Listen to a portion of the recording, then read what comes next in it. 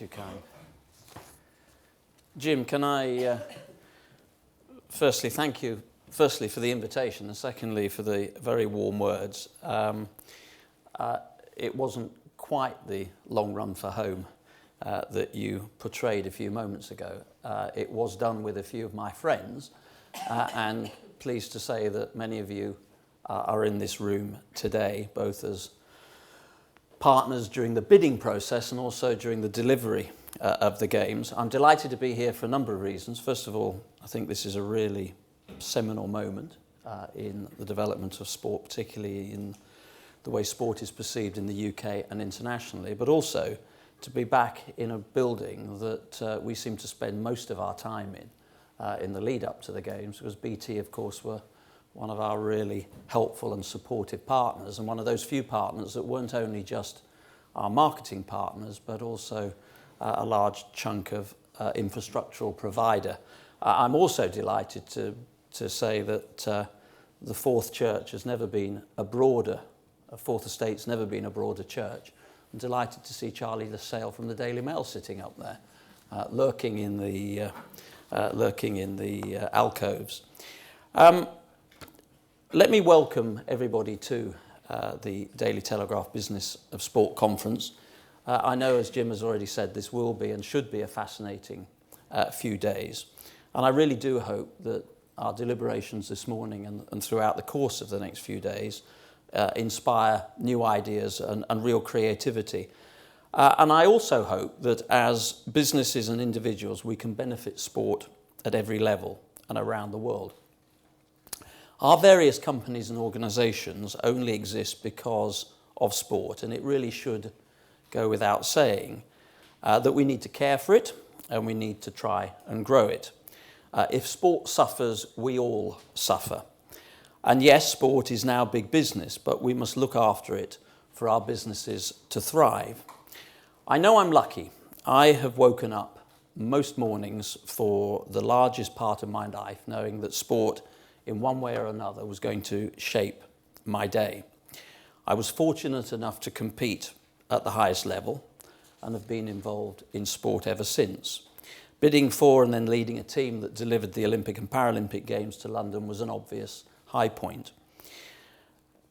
But it was a high point that needed to be put into context.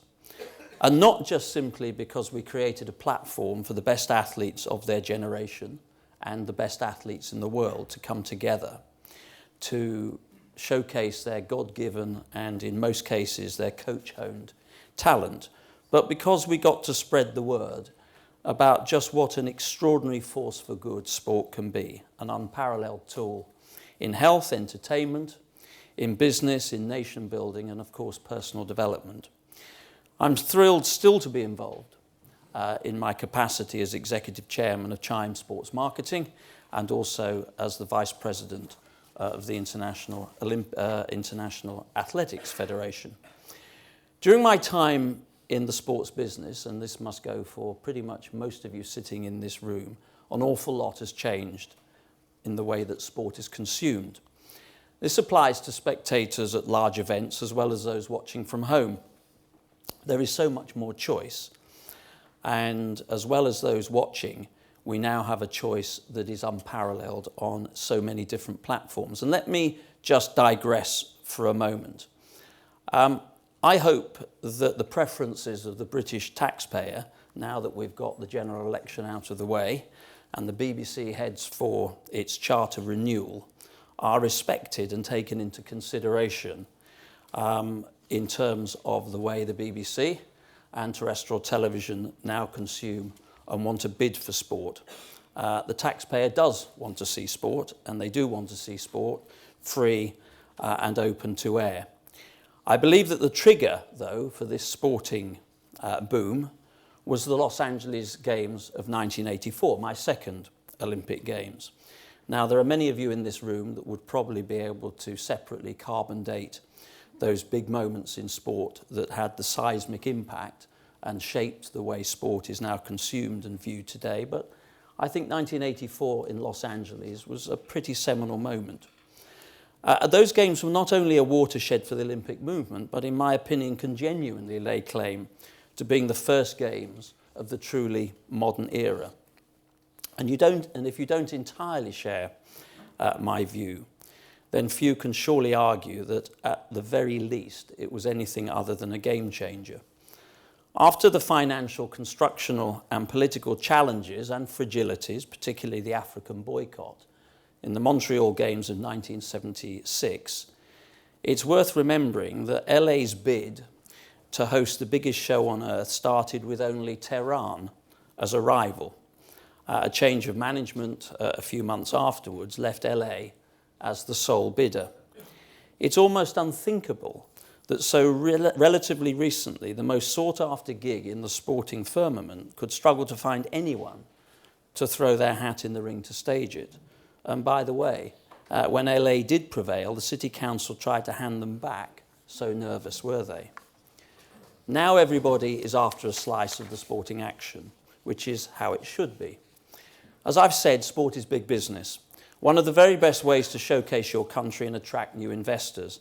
And in the years since the Los Angeles Olympics showed a healthy profit by being professionally organised and breaking new commercial ground, the IOC's top sponsorship agreements found their genesis in the Los Angeles Games. The global appetite for sport has grown at its fastest rate since the end of the 19th century. And the reason is very simple. Sport is important to us, and it always has been. There are 10,000-year-old cave paintings in the Egyptian desert that depict people swimming, and 4,000 years before Christ, there were stick and ball games being played in what is now Mexico. Caraboyas of Elis was a cook. Might not be a household name, but he should be. He was the first ever Olympic champion, winning a running race in 776 BC. Professor Alan Gutman, considered the world's foremost sports historians, talks of there being a single sports culture in ancient times that stretched from Roman Britain in the west to what is now the Middle East. Gutman believes that the first great transformation in sport took place over several centuries. The second transformation took place in the late 19th and 20th centuries, when modern team sports, such as the various codes of football and other ball games, were exported from Britain and America to the rest of the world, complete with the rules, bylaws, and other codifications. This process took decades rather than centuries, the speed emphasizing the changing nature of our world. We're now in the midst of the third great transformation, and it's happening all around us, and it's happening on every front. The pace of change has accelerated exponentially so that the future arrives almost immediately. Think about Red Bull. 1 minute it was the new, edgy product. Now it's very much a part of the sporting establishment. That's how fast things move. Mass media can attract billions of viewers to events such as the World Cup and the Olympic Games. But other events can now count on and tap into global audiences, the Champions League, Formula One, the Super Bowl, the Indian Premier League. If audiences are counted in billions, there is little wonder that brands, businesses and nations want to be a part of this, or to have at least a slice of the action. But with these opportunities come challenges, and the wider sports industry has to be prepared for them. This is the age of opportunity, so we can no longer be tied by old conventions and nostrums. We have to be strategic in what we do to grow our sport. We cannot shut the door to anything. Every sport, however niche, can benefit from what is now possible today and possible on every platform. It occurred to me when I was in Brazil for the World Cup last year that when the 2010 tournament kicked off in South America, the iPad was just a couple of months old. Apple has shifted more than 200 million tablets since then, and the second screen experience is now the norm. Twitter use has increased by a staggering 13,500% in just 4 years. There was more social media in the first few hours of the London Games than for the entirety of the Beijing Games, and the pace of development gets faster all the time. This applies to every facet of sport, and why those of us in the business of sport have to develop and adapt faster than ever before.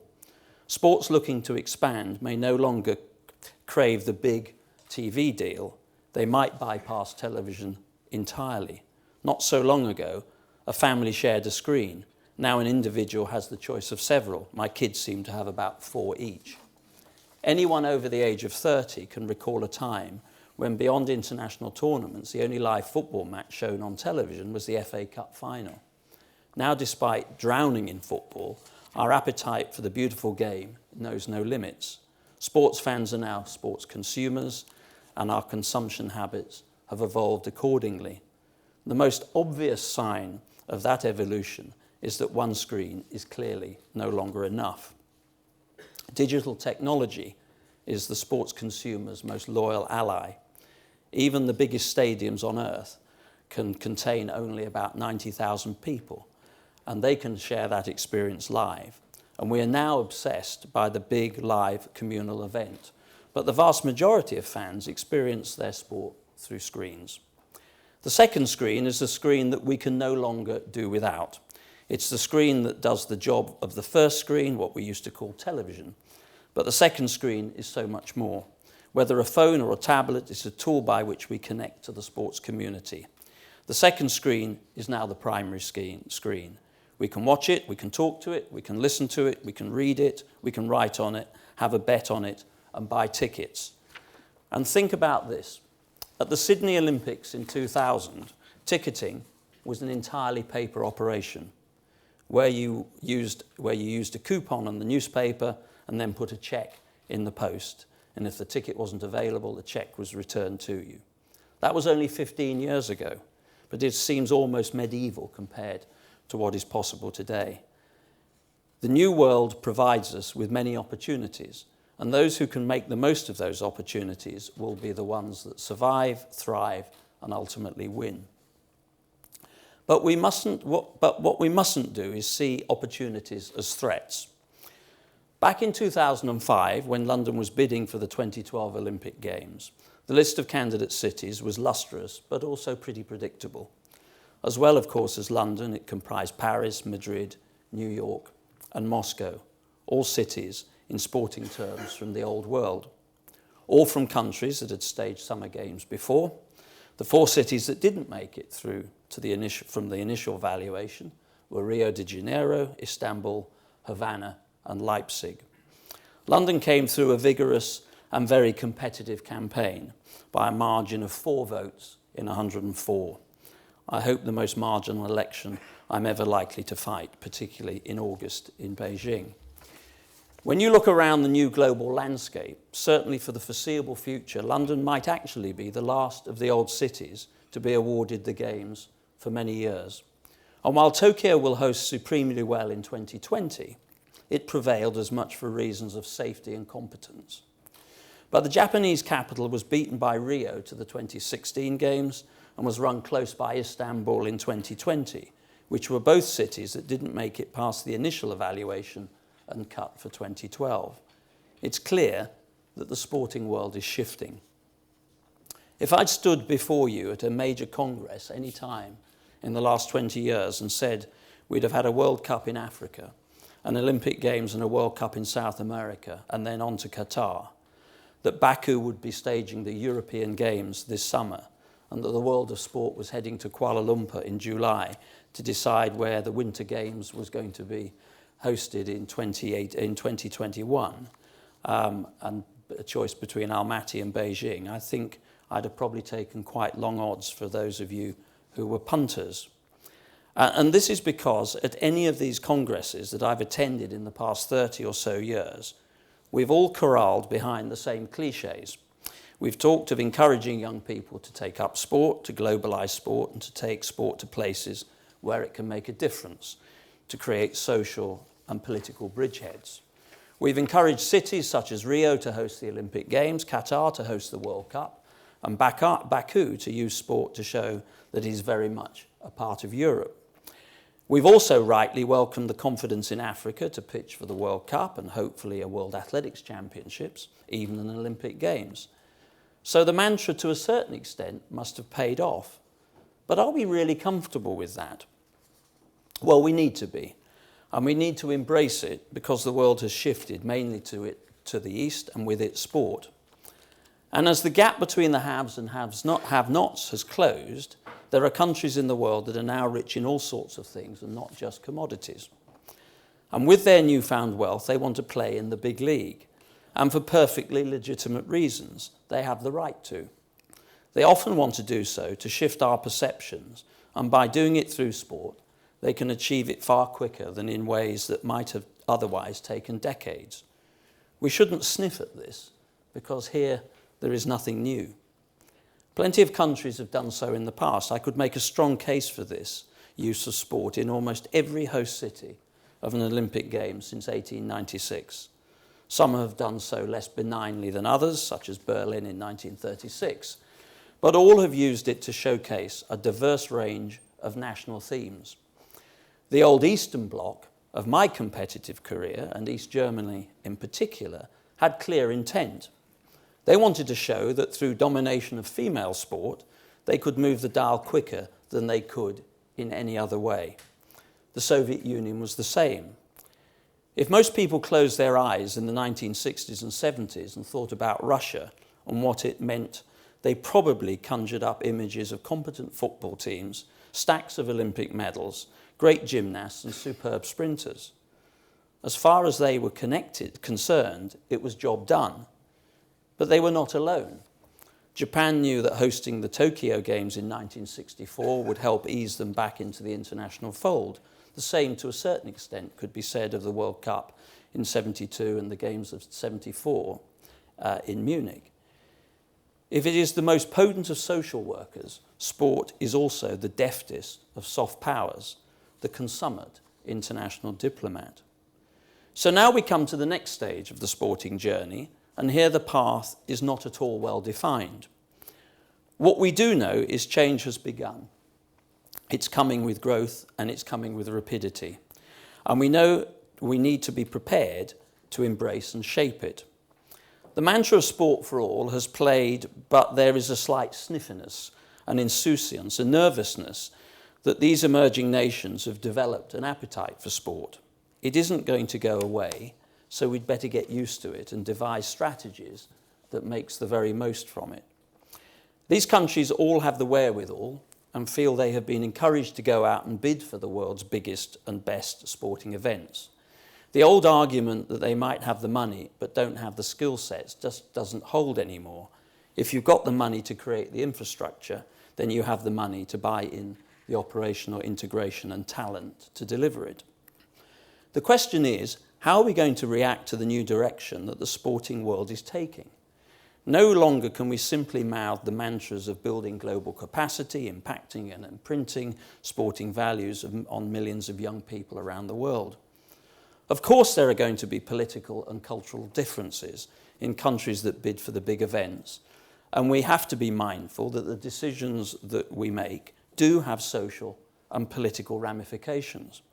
But we can no longer say in the same breath, sorry, old boy, we all come from comfortable political structures, liberal democracies, or whatever that means, and we're not sure about your record on human rights. And by the way, it's far too hot in July. We can't encourage them to invest in sport, enshrine it as a part of their educative, social, cultural wiring, and then stumble on or construct barriers of entry when they do avail themselves of those catalytic drivers that often come from hosting the party themselves. We're going to have to find the navigable path, and yes, sometimes it will be boulder-strewn, and it will mean beginning a global conversation that covers political, cultural, and economic differences, even a rethink of the traditional sporting calendar. We can no longer sit here and say that new formats and championships in emerging sporting powers can only be held at certain times of the year for fear of clashing with major or more established leagues and climatic inhibitors. And if we're unwilling to have this conversation, I fear that many of these countries that have an appetite to invest in sporting infrastructure, both hard and soft, will find other priorities for their tax take and sovereign funds. Or of equal danger, metaphorically, sticking two fingers up to the sporting establishment, going it alone, and leaving in their wake international federations and other governances that have served us well. Witnessed the revolutionary change in cricket in the 70s, led by Kerry Packer, and borne in large part by the intransigent clinging to the status quo. Casting a Nelsonian eye to the appetite for change in sport will ultimately serve us badly. There are now a host of relatively new nations with a stan as a suffix to their names, and they will all want to be involved in the business of sport. And we can't keep logging on to TripAdvisor, seeing that they do things a bit differently from us, and the nightlife is not what we're used to, and then deciding it might not be such a good idea to go there after all. The whole world of sport wants to be a part, and we recognise and we need to accept it. Sport is something that everyone can do and be a part of wherever they live, whatever they do, whatever they believe. It's an inclusive and unifying force. Our mission must be to ensure no one is left out. Sport provides values and virtues for young people. It has an overwhelmingly positive effect on society. Sport has been at the heart of the fight against discrimination. It flashes a spotlight on issues that politicians often leave untouched and don't get within a country mile of. In the past 30 years, sport has stood front and centre in promoting equality and diversity. Women now compete in all Olympic sports and disciplines. Athletes with disability and impairment have a games and a profile that was unimaginable 20 years ago. Sport is the global entertainer. The best leagues are broadcast around the world, and the biggest events are tailored to attract the largest audiences. But ultimately, sport comes alive on the pitch, the track, or in the pool. Its values and appeal are timeless. It would not have survived for 3 weeks, let alone 33 centuries, were it not for those virtues. Our duty is to leverage those virtues for everyone. Thank you. Do you want me to stay here? Or you stay there. No.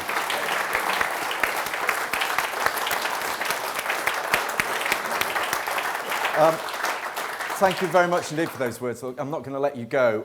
There's questions from the audience. If you've got a question, put your hand up. We've got microphones coming around. Please just state where you're from so that we know and who you are. So yeah, we'll start, gentleman there with the yellow lanyard in front of, on the front row. Thanks very much. It's Callum Murray Callum. from Sport Cal. Hi, Seb. Very professionally, you haven't mentioned your campaign for the IAAF presidency. So I did. There was just a little throwaway. Right. Well, I'll give you about marginal elections. I'll give you a little bit more of an opportunity. What, in your view, how can athletics and indeed every other sport compete with the juggernaut that is football and in general and the Premier League in particular? It's a good question, and it's the question that most sports confront on a daily basis.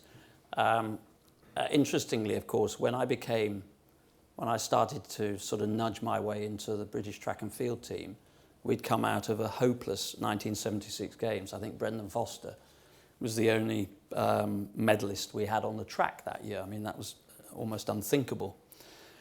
And the team that sort of, I guess, ushered us into what has become generally considered to be the golden generation of British athletics was, you know, the Daley Thompsons, the Steve Ovettes, the Steve Crams.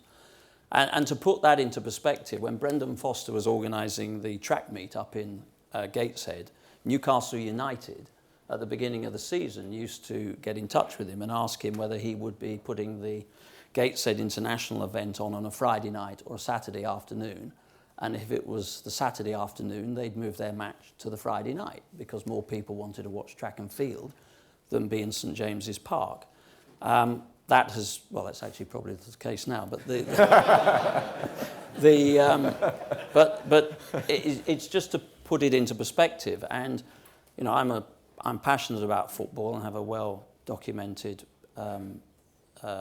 involvement with Chelsea, but I think we can safely say that track and field were the beneficiaries in the late 70s and early 80s of football, which was a product that was pretty sullied at that time. We'd had our bans from Europe. We'd had an England team that hadn't qualified, I think, 2 or 3 times for a World Cup. And you've got the violence and all the other stuff that went with it. So we sort of snuck through, and there was a generation that I think sports viewers in the UK suddenly saw, the Ovets and the Thompsons not just winning on television, but they were actually winning world championships, and that saw us very well. Football is an entirely changed product from what it was 20 or 30 years ago. Our big challenge now is to deliver the sport in a less centralised way, and we can't go on delivering it the way we did 20 or 30 years ago. It's a sport of 213 federations. It's a sport with such a bandwidth of cultural and economic challenge. I was in the Caribbean just a few weeks ago where, the president of one of the islands there is paying for pots of paint out of her own disposable income to mark the white lines on a grass track, and she lives in fear that cricket will even remove that facility from them. And yet you've got the powerhouse of track and field in the US, where athletes, top US athletes, couldn't walk down the Bahnhofstrasse in Zurich without giving autographs, but can walk around their own cities in anonymity. So we have some big challenges, and I think the first one is to reconnect the sport with young people, and with the best will in the world, we haven't done that in the last few years, and that's in large part the way we've presented it. I think it's become rather sclerotic. I think it's very predictable. I sat at the European Championships in Zurich a few weeks ago with a row of sponsors behind me who had clearly never been to the sport before, from about 10 different countries. And I sort of got chatting to one or two of them, and after about half an hour I asked them a very blunt question. I said, is there anything you watched in the last half an hour that you've remotely understood? And they sort of looked at me and said, well, not really. So I think we need to readdress how we deliver the sport, both globally. We've got to be much more attuned to the way it's being delivered at a local level. We can't be we have to be more flexible. I've come back from the World Relay Championships. If children are appearing out of the birthing channel with batons in their hands, then let the sport develop where it's really strong. If women's marathon in Tokyo is a quasi-religious experience, let it develop in that way. We can't keep asking federations to deliver 47 different disciplines. And we've got to take it out of the stadium. We've got to take it into streets in the way that we witnessed this weekend in Manchester. So I think there's a lot we can do, and we shouldn't keep benchmarking ourselves against football. In fact, one of the things that we should be looking at is selling the concept of athleticism rather than simply athletics to kids that are 11 or 12. I think the world has changed. I don't think you're going to turn 11-year-old or 12-year-olds into passionate javelin throwers. I think you have to get there by team events. I think you have to get there in a much more creative way. And I think all those things can happen, and I think they can happen quite quickly. But this is not 6 weeks to thin thighs. We do have some distance to catch up now. Any more questions? Yeah, gentleman there. Hi, Seb. Ben Rumsby from the Telegraph. You're involved in one of the 2 big presidential elections that we're going to see this year. Just wondering what your take is on the other candidates in the FIFA election being prevented from presenting their manifestos at various congresses, and how you would react as a candidate in a presidential election if you were sort of gagged in the same way that's happened to those candidates. I'm not. Listen, I don't benchmark my sport against football. I'm certainly not benchmarking the election. I put my manifesto out. I threw my hat in the ring in November. I put my manifesto out there in December, and I think you should be judged by your vision and your ideas. It's as Clinton once said, all elections are a referendum on the future. And I think the reason I've been in 4 continents in the last 2 weeks is exactly that. You have to be able to articulate and identify what you think those challenges are for your sport, and that there's no point in throwing your hat in the ring to be the president of an organisation if after one or two terms you haven't made a significant and profound impact on that sport. But it does have to start with a proposition, and that proposition, at its most basic, should appear in a manifesto. So I would always encourage anybody that's standing for office to be able to do so and to be able to articulate properly what it is and why they want the role and the responsibility. Any more questions? Yeah, gentleman at the back. Right at the back, at the top there, yeah, next to the camera.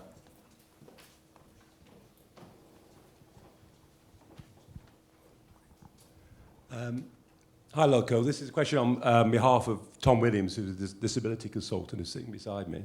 Tom benefited greatly from the positive discrimination used in 2012 regarding disabled people applying to be games makers, and in a sense that changed his life.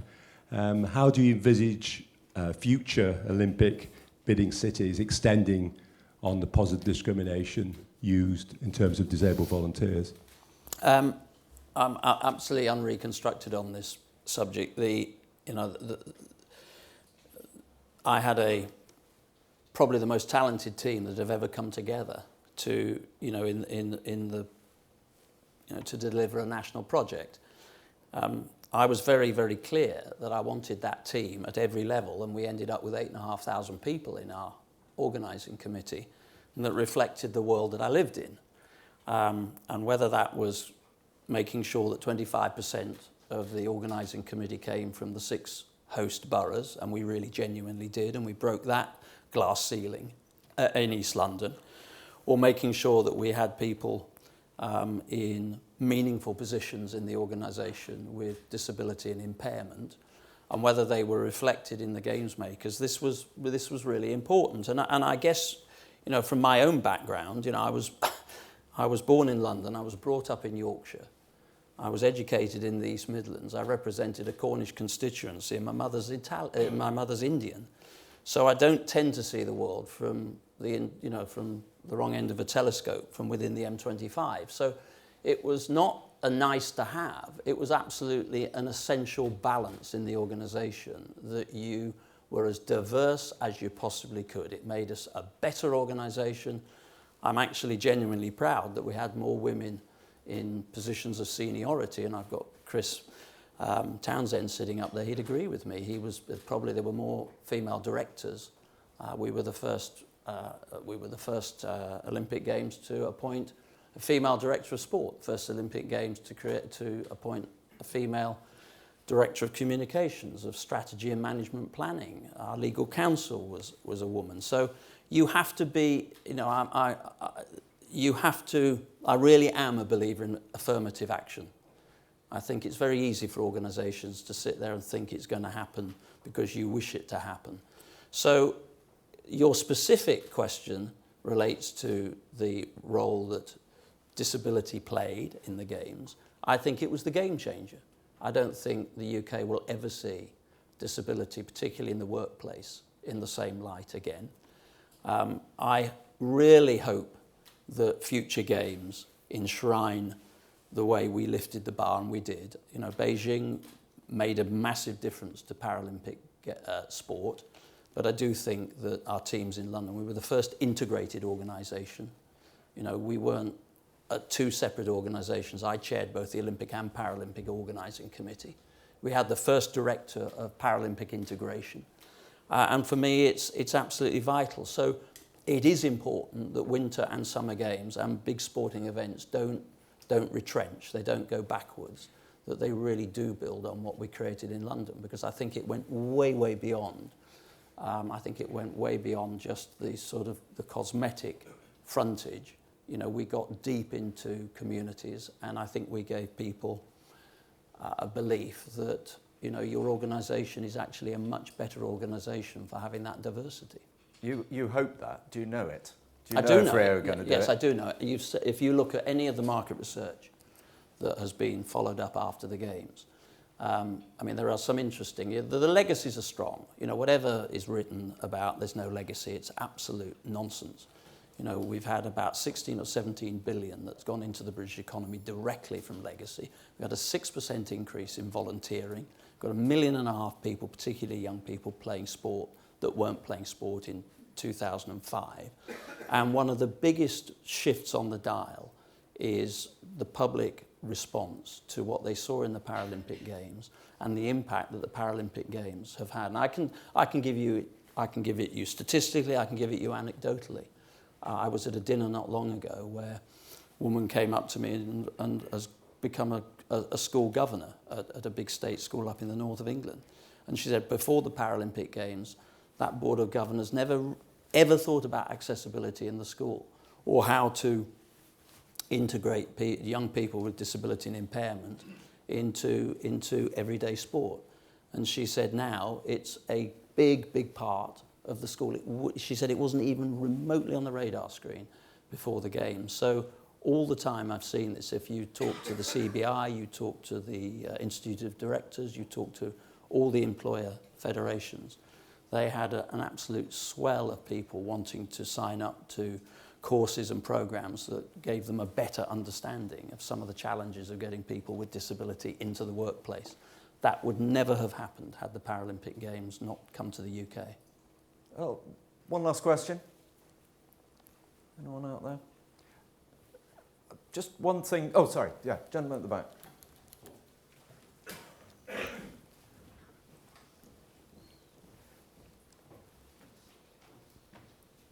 Thanks. Hi, it's Charlie Marshall from Supernor.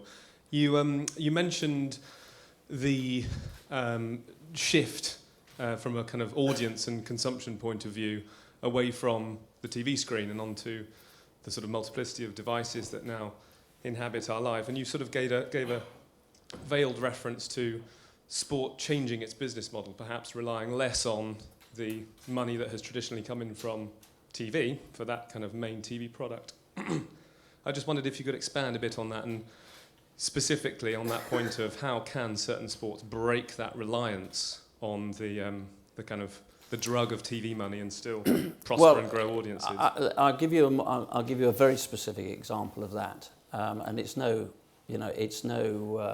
hidden secret. We have found it very, very difficult to create a marketplace for track and field in the US, and that's an odd. There's a perversity there. It's the point I often make, and I think I did in my remarks earlier, that the powerhouse of track and field has consistently been the US. Sometimes Jamaica has had the ascendancy in the sprints. But if you look at the strength in depth, you look at across various disciplines, you look at Olympic performances, you have to say that's been the powerhouse.